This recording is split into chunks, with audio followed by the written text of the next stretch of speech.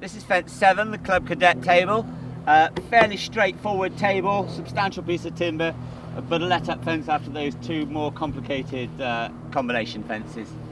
This, like you say, nice let-up fence to have a good gallop over. Yeah. Open the horses back up again before we take it up to the far end of the course there. What are the dimensions of this fence? Because we call it a let-up fence, but dimension-wise, it still looks like quite a big fence. Yeah, it's 120 high and it's got a 180 top spread on it. So that's still a big old fence to jump. But horses, when they're travelling in an open pattern, I think they definitely cope with this very easily.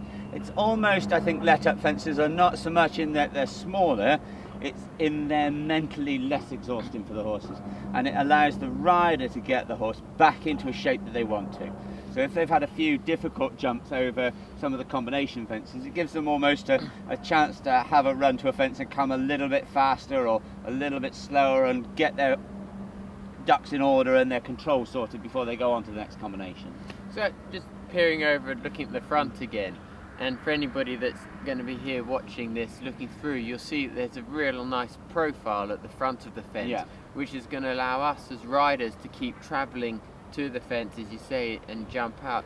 And it always surprises me when we look at fences like this, is the point that the horse takes off to the point that the horse can land. Yeah.